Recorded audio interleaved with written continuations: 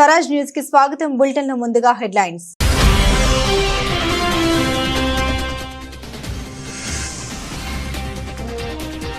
కెనడాను దరిద్రగోటు దేశంగా అభివర్ణించిన ట్రంప్, కెనడాపై మరో సద్భుజమెత్తిన ట్రంప్.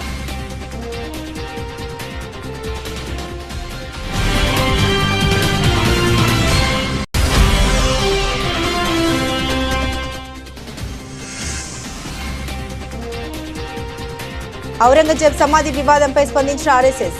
ఈ సమాధి నేటికి సంబంధించింది కాదన్న ఆర్ఎస్ఎస్.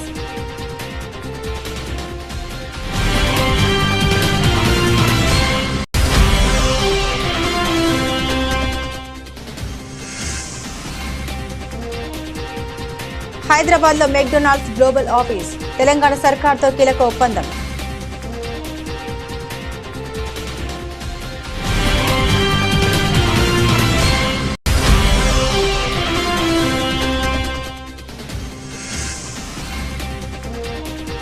అశోక్ లేలాండ్ బస్ తయారీ యూనిట్ ప్రారంభించిన మంత్రి నారా లోకేష్. విజయవాడ సమీపంలో అశోక్ లేలాండ్ బస్సు కర్మాగారం ప్రారంభం.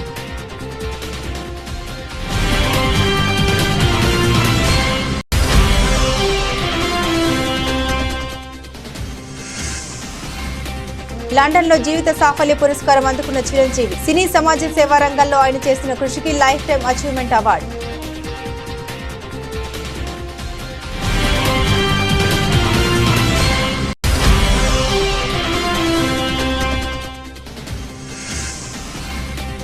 ఏపీజీబీ ప్రధాన కార్యాలయాన్ని కడప నుండి తరలించకండి, ప్రభుత్వాన్ని కోరిన వైసీపీ ఎంపీ అవినాష్ రెడ్డి.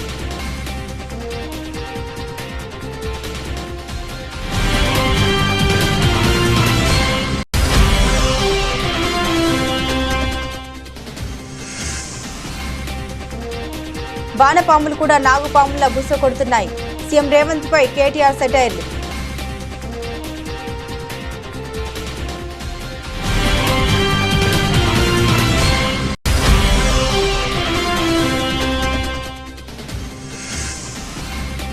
విశాఖపట్నం అంతర్జాతీయ క్రికెట్ స్టేడియంకు వైఎస్ఆర్ పేరు తొలగింపు. స్టేడియం వద్ద వైసీపీ నేతల ఆందోళన.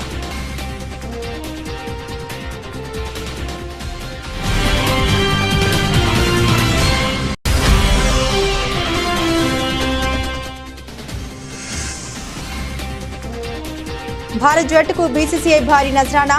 ఛాంపియన్స్ ట్రోఫీ ప్రైజ్ మనీకి 3 రెట్లు.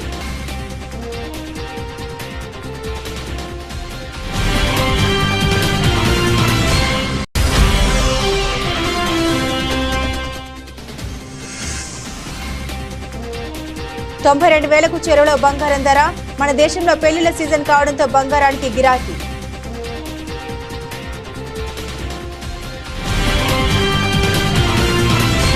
ట్రేడ్ వార్ కొనసాగుతున్న వేళ అమెరికా అధ్యక్షుడు డొనాల్డ్ ట్రంప్ కెనడాను ఉద్దేశించి తీవ్ర వ్యాఖ్యలు చేశారు. ఆ దేశం అత్యంత దరిద్రగొట్టు దేశాల్లో ఒకటి అని ఆయన అభివర్ణించారు. ఒక ఇంటర్వ్యూలో ఇతర దేశాలతో పోలిస్తే కెనడా పట్ల ఎందుకు కఠినంగా ఉంటున్నారని ప్రశ్నించగా ట్రంప్ ఈ వ్యాఖ్యలు చేశారు. తాను ప్రతి దేశంతో ప్రత్యక్షంగాను పరోక్షంగాను సంబంధాలు కలిగి ఉంటారని, కానీ కెనడాతో వ్యవహరించడం చాలా కష్టమని, కెనడా పరమ చెత్త దేశాల్లో ఒకటిగా అనిపిస్తుందని ట్రంప్ విమర్శించారు. కెనడాను 51వ రాష్ట్రంగా ఎందుకు పేర్కొంటున్నది కూడా ట్రంప్ వివరించారు. కెనడాకు అమెరికా ఏటా $200 బిలియన్ సబ్సిడీ ఇస్తుందని స్పష్టం చేశారు. అందుకే కెనడాను కూడా రాష్ట్రం అంటున్నామని వెల్లడించారు. అయితే కెనడా తమకేమీ అవసరం లేదని, వారి కలప, శక్తి వనరులు, ఆటోమొబైల్స్ కూడా అక్కర్లేదని ఆయన స్పష్టం చేశారు. ఇటీవల మార్క్ కార్నీ కెనడా ప్రధాన మంత్రిగా బాధ్యతలు స్వీకరించిన విషయం తెలిసిందే. ట్రంప్ వ్యాఖ్యలపై కార్నీ స్పందిస్తూ ట్రంప్ తన నోటి దురుసు వ్యాఖ్యల్ని ఆపితేనే చర్చలకు సిద్ధమని తేల్చి చెప్పారు. Canada should honestly become our 51st state. We wouldn't have a northern border problem. We wouldn't have a tariff problem. They don't have much. They spend very little, as you know, the least of almost anybody on military. And we spend the most of anybody on military. We have a great military. I rebuilt the military during my first term. We're going to have to rebuild it a little bit again. Not that much, but we're going to have to rebuild it a little bit again. But Canada would be great as our cherished 51st state. You wouldn't have to worry about borders. You wouldn't have to worry about anything. And by the way, Canada is very highly taxed, and we're very low tax. We're considered a low tax nation because of me, because I cut the taxes so low. So the people of Canada would pay much less tax. Aurangzeb సమాధి వివాదంపై రాష్ట్రీయ స్వయం Sevak Sangh RSS స్పందించింది. మొఘల్ చక్రవర్తి ఔరంగజేబు సమాధి అంశం నాగపూర్లో తీవ్ర ఘర్షణకు దారి తీసిందని, అసలు ఈ సమాధికి సంబంధించిన విషయం ఇప్పుడు అప్రస్తుతమని పేర్కొంది. ఈ హింస సమాజానికి ఏమాత్రం మంచిది కాదని తెలిపింది. ఈ మేరకు ఆర్ఎస్ఎస్ సీనియర్ కార్యకర్త సునీల్ అంబేద్కర్ ప్రకటన విడుదల చేశారు. మహారాష్ట్రలోని ఔరంగజేబు సమాధిని కూల్చివేయాలంటూ డిమాండ్లు వినిపిస్తున్నాయి. ఈ అంశంపై నాగపూర్లో 2 వర్గాల మధ్య హింస చెలరేగింది. దీంతో అధికార యంత్రాంగం అప్రమత్తమైంది. ఔరంగజేబు సమాధి ఉన్న ప్రాంతంలో పోలీసు భద్రతను కట్టుదిట్టం చేసింది. మహారాష్ట్రలోని సంభాజీనగర్ జిల్లా కుల్దాబాద్ లో ఉన్న సమాధి వద్దకు వెళ్లే సందర్శకులపై ఆంక్షలు విధించింది. जो हम वायलेंस देख रहे हैं, I want to know how important it is because it happened a few meters away from the headquarters of the RSS. Is Aurangzeb relevant today? And the Chief Minister of Maharashtra also said that this was a pre-planned attack. And right now we've also have the police also investigating this. What is your take? What is the RSS take on this? Because it was led by the VHP there. What do you think is the RSS take on this? See, any type of violence is not good to the health of the society, and I think police are have taken the cognizance of it, and so I think they will go into the details, and that's the point.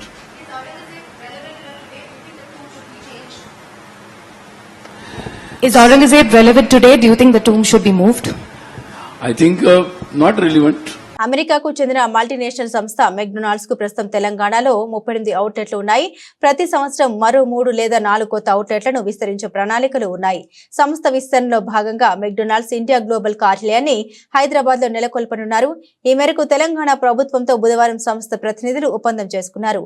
2000 మంది ఉద్యోగులతో ఈ సంస్థ కార్యాలయం హైదరాబాద్ లో ప్రారంభం కానుంది. ముఖ్యమంత్రి రేవంత్ రెడ్డి అసెంబ్లీలోని తన ఛాంబర్లో సదరు సంస్థ చైర్మన్ సీఈఓ క్రిస్ కెమ్జెన్స్కీతో పాటుగా సంస్థ ప్రతినిధులతో చర్చలు జరిపారు. ఈ సందర్భంగా తమ గ్లోబల్ కార్యాలయ ఏర్పాటుకు సంబంధించి సంస్థ రాష్ట్ర ప్రభుత్వ భాగస్వామ్యంతో పెట్టుబడుల ఒప్పందం కుదుర్చుకుంది.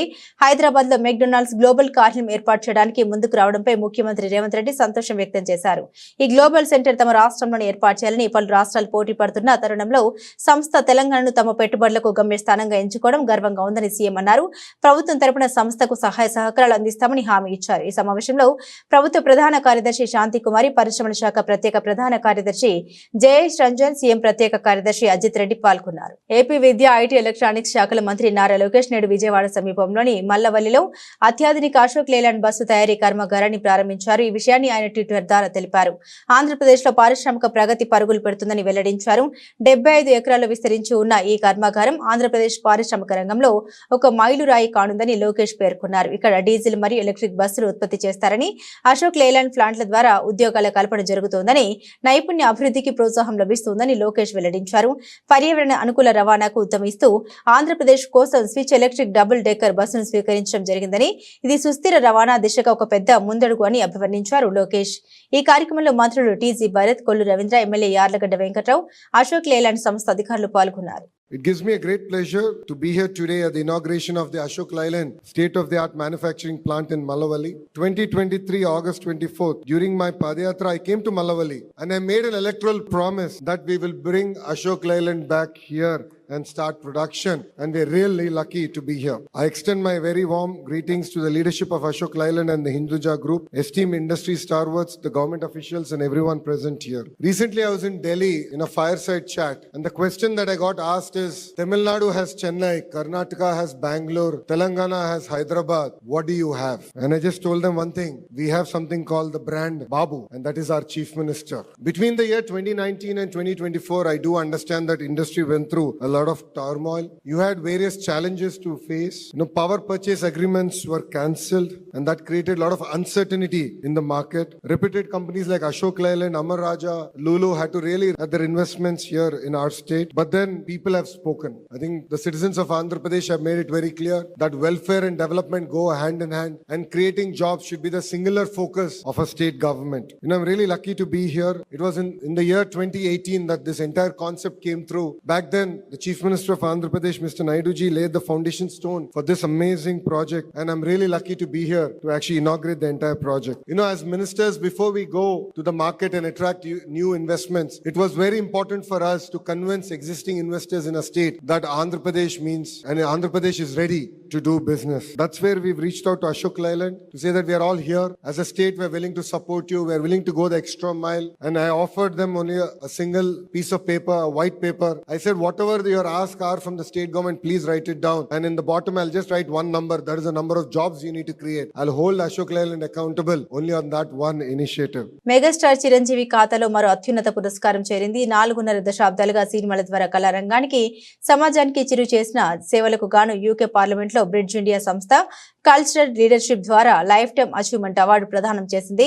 బ్రిటన్ కి చెందిన అధికార Labour Party MP Navendu Mishra ఆధ్వర్యంలో పురస్కార ప్రదానోత్సవ వేడుక జరిగింది. ఈ కార్యక్రమంలో పార్లమెంట్ సభ్యులు Sojan Joseph, Bob Blackman తదితరులు పాల్గొన్నారు. మెగాస్టార్ పురస్కారం అందుకున్న ఫోటోలు, వీడియో ప్రస్తుతం సోషల్ మీడియాలో వైరల్ అవుతున్నాయి. వీటిపై మెగా అభిమానులు తమదైన శైలిలో స్పందిస్తున్నారు. ఇక గత ఏడాది ఏఎన్ఆర్ జాతీయ పురస్కారం పద్మ విభూషణ్ అవార్డును చిరు అందుకున్న సంగతి తెలిసిందే. అలాగే Guinness book of world record IIFA out standing achievement in Indian cinema గౌరవం కూడా చిరంజీవికి దక్కింది.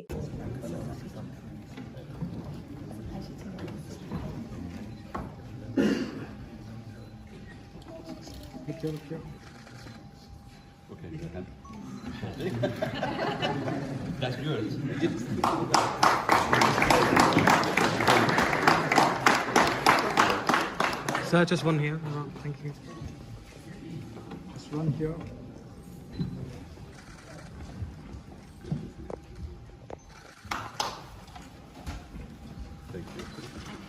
ఆంధ్ర ప్రగతి గ్రామీణ బ్యాంకు ప్రధాన కార్యాలయాన్ని కడప నుండి అమరావతికి మార్చాలనే ప్రభుత్వ నిర్ణయంపై వైఎస్ఆర్సీపీ ఎంపీ అవినాష్ రెడ్డి పార్లమెంట్లో ప్రస్తావించారు. ఈ విషయంపై ఆయన మాట్లాడారు. 2006లో కడపలో స్థాపించబడిన ఏపీజీబీ రాయలసీమలోని 10 జిల్లాలు మరియు వెనుకబడిన ప్రాంతాలు అనంతపురం, శ్రీ సత్యసాయి, అన్నమయ్య, వైఎస్ఆర్ కడప, కర్నూలు, నంద్యాల, తిరుపతి, నెల్లూరు, బాపట్ల మరియు ప్రకాశంలలో 3,000 మంది సిబ్బంది మరియు 551 శాఖలతో 46,000 కోట్ల వ్యాపారాన్ని నిర్వహిస్తోందన్నారు.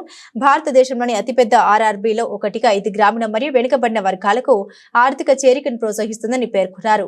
రాయలసీమ ప్రజల తరపున అసౌకర్యం మరియు ఆర్థిక నష్టాన్ని నివారించడానికి ఏపీజీపీ ప్రధాన కార్యాలయాన్ని కడపలో ఉంచాలని ప్రభుత్వాన్ని కోరారు. माननीय सदस्य Shri YS Avinash Reddy ji. Thank you, madam. I would like to draw the attention of the House about the decision of the government to relocate the headquarters of Andhra Pragati Gramina Bank from Kadapa to Amaravati. Madam, Andhra Pragati Gramina Bank, established in the year 2006 at Kadapa as head office, manages business volume of 46,000 crores with nearly 3,000 staff members. It plays a crucial role in financial inclusion of rural and underserved communities, making it one of the largest RRBs in India. APGB has a wide network of 551 branches spread over 10 districts of Rayalaseema backward region, namely Anantapuram, Satyasai district, Annamaya district, YSR Kadapa district, Kurnool, Nandyal, Tirupati, Nellore, Bapatla and Prakasham districts of Andhra Pradesh. Madam, the government's decision of shifting the head office to Amaravati will increase operational expenses, reduce accessibility and alienate rural customers. The central location of the headquarters of this bank at Kadapa within its operational area is more conducive to fulfilling the bank's mandate. In view of the inconvenience and possible financial loss, on behalf of our backward area of Rayalaseema region people, we strongly urge the government not to shift the headquarters of Andhra Pragati Gramina Bank from Kadapa, madam. Thank you. రాష్ట్ర ముఖ్యమంత్రి CM Revanth రెడ్డిపై BRS working president KTR తీవ్రస్థాయిలో మండిపడ్డారు. భూమికి 3 ఫీట్లు ఉన్నోడు కూడా అసెంబ్లీలో చాలా మాట్లాడుతున్నాడని కేటీఆర్ తీవ్ర విమర్శలు చేశారు. సూర్యాపేటలో ఏర్పాటు చేసిన బీఆర్ఎస్ బహిరంగ సభలో కేటీఆర్ పాల్గొని ప్రసంగించారు. రేవంత్ రెడ్డి ఒక రాజకీయ పిగ్మీ, కేసీఆర్ మోకాలు ఎత్తుకు సరిపోనోడు కూడా అహో అని గర్జిస్తున్నాడు. గ్రామ సింహాలు కూడా సింహాల్లాగా ఎగురుతున్నాయి, వానపాములు కూడా నాగుపాముల్లాగా బుసలు కొడుతున్నాయి. అలాంటి పరిస్థితి రాష్ట్రంలో వచ్చిందన్నారు. 2001లో గులాబీ జెండా ఎగరవేసి ఒక్కడిగా బయలుదేరి శూన్యం నుండి సునామీ సృష్టించి తెలంగాణ సాధించిన మహానాయకుడు కేసీఆర్. ఇది ఏ రాజకీయ మరుగుజ్జు అవునన్నా కాదన్నా వానపాములు నాగుపాములే బూసలు కొట్టినట్టు యాక్టింగ్లు చేసినా కేసీఆర్ ఆనవాళ్లు చెరిపేస్తామని డైలాగులు కొట్టినా చరిత్ర చెరిపివేయలేని సత్యం ఏందంటే కేసీఆర్ లేకపోతే తెలంగాణ రాష్ట్రం లేదు అనేది అక్షర సత్యం. ఎవరు అవునన్నా కాదన్నా ఇది వాస్తవం. కేసీఆర్ వెంట ఎందరో నడిచారు, ఎందరో ఆత్మ బలిదానాలు చేసుకున్నారు. చివరకు చావు నోట్లో తలపెట్టి కేసీఆర్ తెలంగాణ సాధించారని కేటీఆర్ తెలిపారు.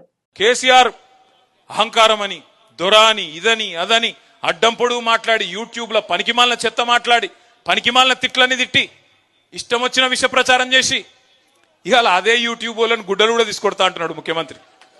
ఏ యూట్యూబ్ని అడ్డం పెట్టుకొని ముఖ్యమంత్రి అయిండో ఈ సన్నాసి రేవంత్ రెడ్డి ఇవాళ అదే యూట్యూబ్ వాళ్ళనట గుడ్డలు కూడా తీసుకొడతారట.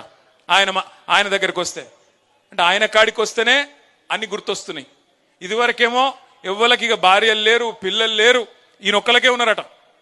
ఇదివరకేమో ఎవరిని పడితే వాళ్ళని ఏది పడతా అనొచ్చు. ఒక్కొక్క కాన్స్టిట్యున్సీకి వచ్చి ఒక్కొక్క నాయకుడిని ఎంత అన్యాయంగా, ఎంత నీచంగా, ఎంత నికృష్టంగా, మాట్లాడలేని భాషలో వికృతంగా మాట్లాడి ప్రజల మనసులు ఖరాబ్ చేసి, నెత్తి ఖరాబ్ చేసి, లేని ఆశ పెట్టి, దురాశ పెట్టి అధికారంలోకి వచ్చిన మోసం అంటే గుర్తొచ్చింది. నేను బడ్జెట్ అయిపోయింది, బయటికి వస్తున్నా, పేరొద్దులే గాని ఒక కాంగ్రెస్ సీనియర్ ఎమ్మెల్యే కలిసి నేనన్నా, ఏమన్నా 100 రోజులు అంటిరి, ఏమైనా 6 గ్యారంటీలు అన్నా. 100 రోజులు అన్నా, మొదటి 100 రోజులు అనలేదు కదా, ఆఖరి 100 రోజులు ఇస్తామంటుండు. ఇవన్నీ ప్రజలకు చెప్పాలి. ఆఖరి 100 రోజులు ఇస్తారట అంటే ఎంత లంగలో చూడురిగా మీరు. ఆడికెళ్ళి అసెంబ్లీకి వచ్చింది, మా బట్టన్న ఓ బ్యాగ్ పట్టుకొని వచ్చిండు. ఇక బ్యాగ్ చూడంగానే పాపం రేవంత్ రెడ్డికి పాత జ్ఞాపకాలన్నీ గుర్తుకొస్తున్నాయి అనుకుంటా. పాత జ్ఞాపకాలన్నీ పాపం ఉన్నాయి కదా, మంచి మంచి జ్ఞాపకాలు. సో ఆ బ్యాగ్ పట్టుకొని చూస్తే, ఆ బ్యాగ్ ఓపెన్ చేస్తే ఏమున్నది, బ్యాగ్ తెరిస్తే విశాఖపట్నం అంతర్జాతీయ క్రికెట్ స్టేడియంకు వైఎస్ఆర్ పేరు తొలగించడం పట్ల నిరసన వ్యక్తం చేస్తూ వైసీపీ నేతలు ఆందోళనకు దిగారు. ప్రస్తుతం జరుగుతున్న ఏపీ అసెంబ్లీ సమావేశాల భాగంగా కూటమి ప్రభుత్వం వైఎస్ఆర్ జిల్లా పేరును వైఎస్ఆర్ కడప జిల్లాగా, తాడి గడప మున్సిపాలిటీకి వైజాగ్ క్రికెట్ స్టేడియానికి వైఎస్ఆర్ పేరును తొలగిస్తూ నిర్ణయం తీసుకుంది. ఈ నేపథ్యంలో కూటమి ప్రభుత్వంపై వైసీపీ నేతలు విమర్శలు గుప్పిస్తున్నారు. విశాఖ క్రికెట్ స్టేడియంకు వైఎస్ఆర్ పేరును తొలగించడంపై ఈ రోజు వైసీపీ నేతలు ఆందోళనకు పిలుపునిచ్చారు. ఈ నిరసనలో భాగంగా ఆ పార్టీ కార్యకర్తలు, నేతలు మధురవాడలోని క్రికెట్ స్టేడియంకు చేరుకుని వైఎస్ఆర్ విగ్రహం ముందు నిరసనకు దిగారు. స్టేడియానికి తిరిగి వైఎస్ఆర్ పేరును జోడించాలని వారు డిమాండ్ చేస్తున్నారు. లేని పక్షంలో రాష్ట్ర వ్యాప్తంగా నిరసన ఉధృతం చేస్తామంటున్నారు. ఇక ఈ స్టేడియంలో మార్చి 24, 30 తేదీల్లో ఐపీఎల్ మ్యాచ్లు ఉన్న విషయం తెలిసిందే. దీంతో స్టేడియం వద్ద పోలీసులు భారీ బందోబస్తును ఏర్పాటు చేశారు. 9 నెలల క్రితం రాష్ట్రంలో ప్రభుత్వం మారిన తర్వాత, కూటమి ప్రభుత్వం అధికారంలోకి వచ్చిన తర్వాత అసలు వైఎస్ఆర్ అనేటువంటి బ్రాండ్ ఈ రాష్ట్రంలో ఉండడానికి వీల్లేదు. వైఎస్ఆర్ కాంగ్రెస్ పార్టీ ఉండడానికి వీల్లేదు, వైఎస్ఆర్ బ్రాండ్ ఉండడానికి వీల్లేదు. రాజశేఖర రెడ్డి గారి పేరుని ఎక్కడా కూడా కనబడకుండా చేయాలనేటువంటి వారి తాపత్రయం గడిచినటువంటి 9 మాసాలుగా చూసాం. 2024 జూన్లో వారు అధికారంలోకి రావడమే నాగార్జున యూనివర్సిటీలో ఉన్నటువంటి రాజశేఖర రెడ్డి గారి విగ్రహాన్ని తొలగించారు. బాపట్లలో అయితే రాజశేఖర రెడ్డి గారి విగ్రహానికి ఏకంగా నిప్పు పెట్టారు. సీతకొండ దగ్గర ఆ రోజు వైఎస్ఆర్ కాంగ్రెస్ పార్టీ ప్రభుత్వంలో అభివృద్ధి చేసినటువంటి బీచ్ వ్యూ పాయింట్ ఏదైతే ఉందో దానికి వైఎస్ఆర్ వ్యూ పాయింట్ అని పెడితే దాన్ని ధ్వంసం చేశారు. ఇక అనేక పథకాలకి, ఆరోగ్యశ్రీ పథకానికి కానీ, ఇతరితరగా ఆ రోజు మా హయాంలో వచ్చినటువంటి రైతు భరోసా కేంద్రాలకు కానీ వీటన్నిటిని కూడా పేర్లు తొలగించినటువంటి సందర్భాలు చూసాం. చివరికి ఇది ప్రభుత్వం ఆధీనంలో లేకపోయినా ఆంధ్ర క్రికెట్ అసోసియేషన్ ఆధ్వర్యంలో, బీసీసీ ఆధ్వర్యంలో ఉన్నటువంటి ఇంటర్నేషనల్ స్టేడియంకి మీరు చూస్తే ఆ ఇంటర్నేషనల్ టికెట్స్ కూడా ఏదైతే టికెట్స్ ఇష్యూ చేసినప్పుడు కానీ, లేదా మొన్న రీసెంట్గా రేపు 24న జరగబోతున్నటువంటి ఐపీఎల్ మ్యాచెస్లో సంబంధించినటువంటి టికెట్లు ఇష్యూ చేసినప్పుడు కానీ దాని మీద కూడా వైఎస్ఆర్ స్టేడియం అనే మెన్షన్ చేశారు. తీరా ఈరోజు మీరు చూడండి, అక్కడ నూతనంగా ఒక ఆర్చ్ని నిర్మించారు. అలాగే స్టేడియంకి సంబంధించినటువంటి ఫసాడ్ కూడా నూతనంగా నిర్మాణం చేశారు. ఈ గేటు కూడా పూర్వం నుంచి ఆర్వీవీకే ప్రసాద్ గారి పేరిట మెయిన్ ఎంట్రన్స్ గేట్గా దానికి నామకరణం ఉంది. మరి దాన్ని ప్రసాద్ గారి పేరు, పెద్దలు ఆర్వీవీకే ప్రసాద్ గారి పేరుని కొనసాగించారు. పైన ఉన్నటువంటి డాక్టర్ వైఎస్ఆర్ పేరుని మాత్రం పూర్తిగా తొలగించినటువంటి విషయాన్ని ఇక్కడ నేరుగా మీకు కనబడతా ఉంది, ఇక్కడ కనబడతా ఉంది. ఆ పైన ఉన్నటువంటి స్టేడియం పైన ఉన్నటువంటి ఆ నేమింగ్ చేసినప్పుడు కూడా ఆ ఫసాడ్లో కూడా కేవలం ఏసీఏ వీడీసీఏ ఇంటర్నేషనల్ స్టేడియం అని చెప్పి క్రికెట్ స్టేడియం అని చెప్పి మెన్షన్ చేశారు తప్ప రాజశేఖర రెడ్డి గారి పేరుని ఎక్కడా కూడా వారు మెన్షన్ చేయడం కానీ వారు ఎక్కడ వారి పేరు రాయడం కానీ లేదు. ఇది కూడా ఇక్కడ ఉన్నటువంటి రాజశేఖర రెడ్డి గారి విగ్రహం ఇది మేము పెట్టిందో లేదా ప్రభుత్వం పెట్టిందో కాదు. నేరుగా ఆ రోజు ఆంధ్ర క్రికెట్ అసోసియేషన్ ఆధ్వర్యంలో ఆ రోజు రాజశేఖర రెడ్డి గారి విగ్రహాన్ని ఇక్కడ స్థాపించారు. దానికి ఎంట్రీ గేట్ కూడా మీరు చూసుంటారు. ఇప్పుడు మేము పూలదండ వేయడానికి వెళ్ళినప్పుడు కూడా స్టేడియం లోపలికి వెళ్ళి దానికి ఎంట్రన్స్ ఉందనేటువంటి విషయాన్ని కూడా మీరు అందరూ కూడా గమనించారు. గత కొద్ది రోజులుగా hero Nitin Robin Hood cinema promotions కోసం చాలా హార్డ్ వర్క్ చేస్తున్నారు. పలు ప్రాంతాలని చుట్టేస్తూ మూవీపై హైప్ పెంచే ప్రయత్నం చేస్తున్నారు. రాబిన్ హుడ్ ఈ సినిమా ప్రమోషన్ లో భాగంగా నితిన్ మల్లారెడ్డికి చెందిన కాలేజీకి వెళ్లారు. ఈ ఈవెంట్ లో నితిన్ మల్లారెడ్డి కలిసి అదిదాస్ సర్ప్రైజ్ అనే పాటకు డ్యాన్స్ చేయగా ఇప్పుడు ఈ వీడియో సోషల్ మీడియాని షేక్ చేస్తుంది. తెలంగాణ మాజీ మంత్రి విద్యా సంస్థల అధినేత మల్లారెడ్డి ఎంత హుషారుగా ఉంటారో ప్రత్యేకంగా చెప్పనక్కర్లేదు. ఆయనకి సినిమాలంటే ఇష్టం, సినిమా వాళ్ళన్న కూడా చాలా ఇష్టం. వారితో కలిసి ఆయన చేసే సందడి మామూలుగా ఉండదు. బోలతనం మల్లారెడ్డి పద్ధతి కాగా 70 ఏళ్ల వయసులో ఇప్పటికీ హుషారుగా ఉంటారు మల్లారెడ్డి. పలువురు సెలబ్రిటీలతో కలిసి డ్యాన్సులు చేస్తూ అప్పుడప్పుడు వార్తల్లో నిలుస్తుంటారు. హాయ్ మల్లారెడ్డి కాలేజ్, ఎలా ఉన్నారు? అసలు మీ ఎనర్జీ, జోష్ అబ్బాబాబా సూపర్. అంతే మీ స్టూడెంట్స్కి చెప్పే ఏంటంటే ఒకటే, మీ ఏం 10th మైల్ అయితే ఏం ఫర్ ద 11th మైల్, అదే ఇది పాటించాడు. అందుకే సార్ ఇవాళ ఈ రేంజ్లో ఉన్నాడు.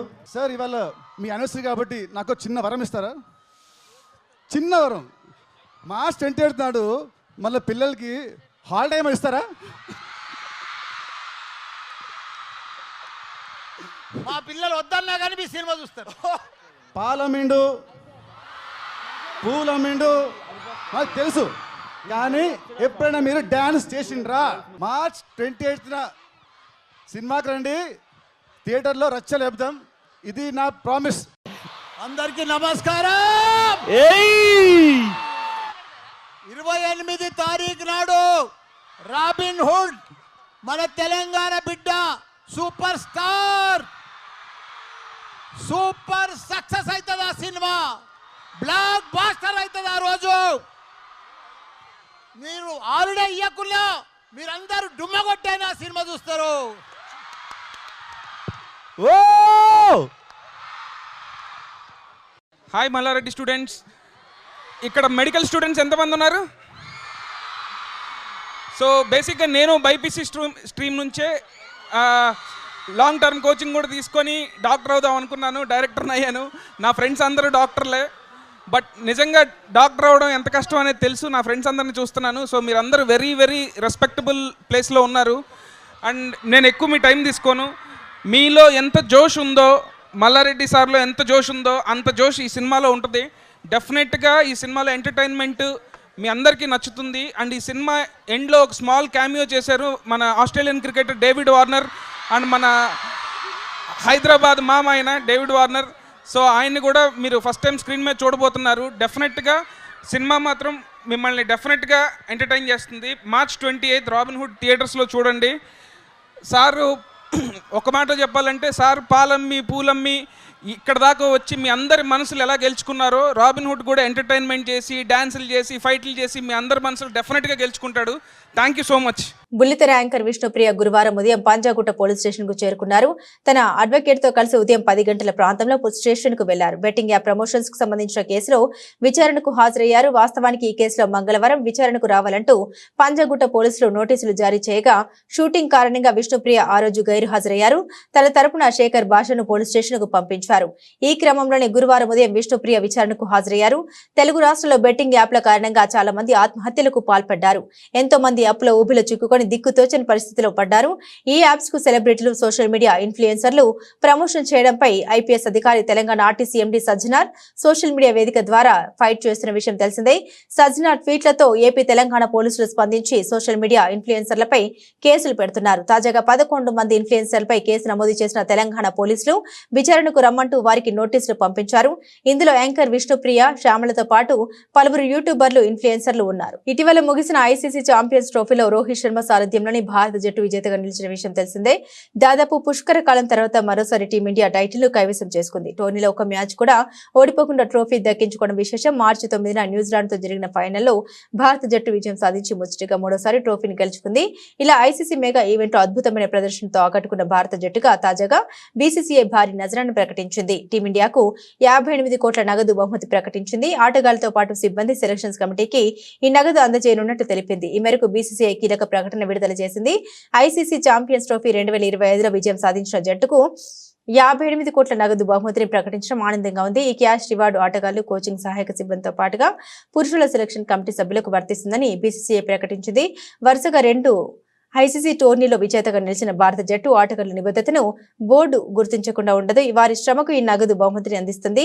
ఆటగాళ్లు, కోచింగ్ సహాయక సిబ్బంది, సెలక్షన్ కమిటీ సభ్యులకు నజరానా ప్రకటించడం ఆనందంగా ఉంది. దీనికి వారంతా అర్హులే అని బీసీసీ అధ్యక్షుడు రోజర్ బిన్నీ, కార్యదర్శి దేవాజిత్ సైకియా అన్నారు.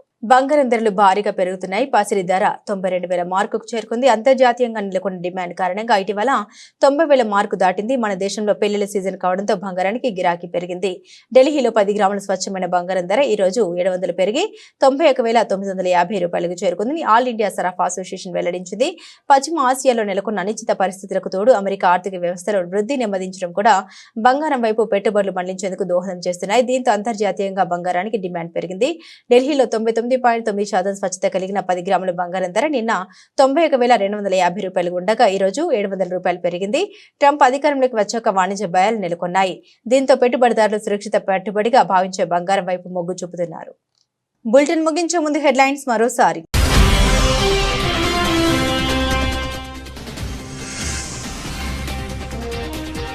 కెనడాను దరిద్రగోటు దేశంగా అభివర్ణించిన ట్రంప్, కెనడాపై మరోసారి ధ్వజమెత్తిన ట్రంప్.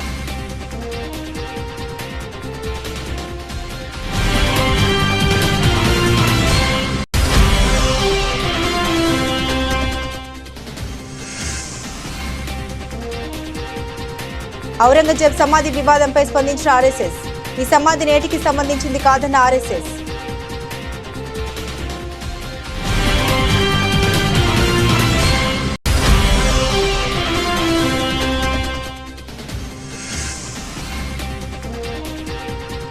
హైదరాబాద్ లో మెక్డొనాల్డ్స్ గ్లోబల్ ఆఫీస్, తెలంగాణ సర్కార్తో కీలక ఒప్పందం.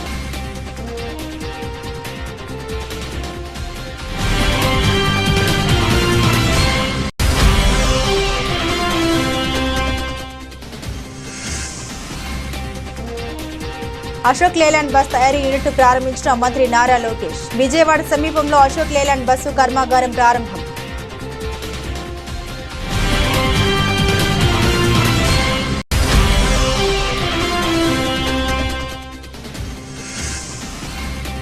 లండన్ లో జీవిత సాఫల్య పురస్కారం అందుకున్న చిరంజీవి. సినీ సమాజ సేవా రంగంలో ఆయన చేసిన కృషికి లైఫ్ టైం అచీవ్మెంట్ అవార్డు.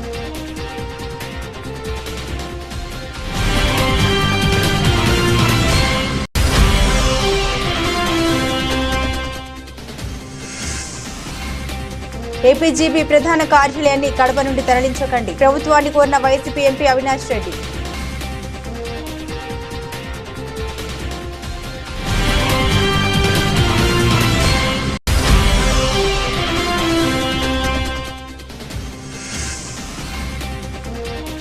వానపాములు కూడా నాగుపాములా బుస కొడుతున్నాయి. సీఎం రేవంత్ పై కేటీఆర్ సెటైర్లు.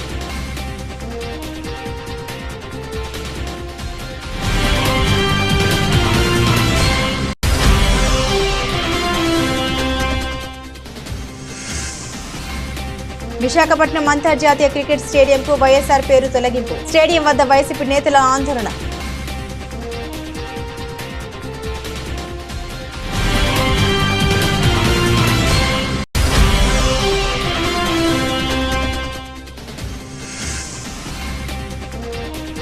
భారత్ జట్టుకు బీసీసీఐ భారీ నజరానా. ఛాంపియన్స్ ట్రోఫీ ప్రైజ్ మనీకి 3 రెట్లు.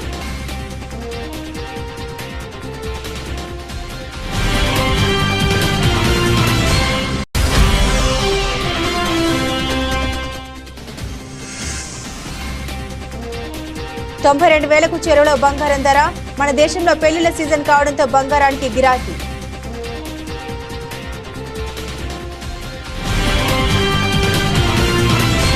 ఇవి ఈ బులెటిన్లోని విశేషాలు. తిరిగి మరో బులెటిన్తో మళ్ళీ కలుసుకుందాం. అంతవరకు సెలవు. నమస్కారం.